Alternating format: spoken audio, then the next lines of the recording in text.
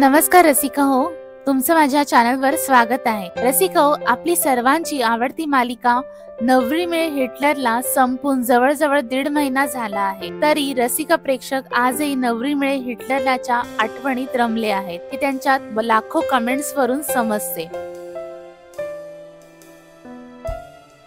रसिका हो, जरी आपण अजूनही नवरी मिळे हिटलरला मालिकेच्या आठवणीत आहोत, तरी झी मराठी मात्र मूव्ह ऑन झाली आहे आणि त्यांनी नवीन मालिकेचा प्रोमो विण दोघातली तुटेना हा रिलीज केला आहे। या मालिकेत प्रमुख भूमिकेत आहेत सुबोध भावे आणि तेजश्री प्रधान। मालिकेच्या प्रोमो वरून हेच दिसत आहे की मालिकेचा हिरो हा मालिकेच्या हिरोईन पेक्षा बराच मोठा आहे, जसे नवरी मिळे हिटलरला मध्ये होते। इथे हिरो खूप श्रीमंत आहे, हिटलरच्या मालिकेत सुद्धा तसेच होते।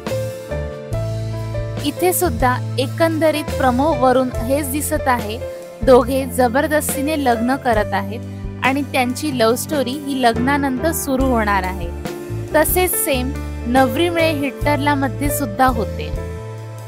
त्यामुळे प्रेक्षक संभ्रमात आहेत की दोन्ही मालिकेची मूळ गोष्ट सारखी असताना काय गरज होती नवरी मिळे हिटलरला बंद करण्याची। थोडक्यात विण दोघातली तुटेना ही झी मराठीवरील मालिका म्हणजे जुन्या कपात नवीन चहा आहे। रसिका हो, तुम्हाला झी मराठीच्या या निर्णयाबद्दल काय वाटते ते आम्हाला कमेंट करून नक्की सांगा आणि चॅनलवर नवीन असाल तर चॅनलला सबस्क्राइब नक्की करा।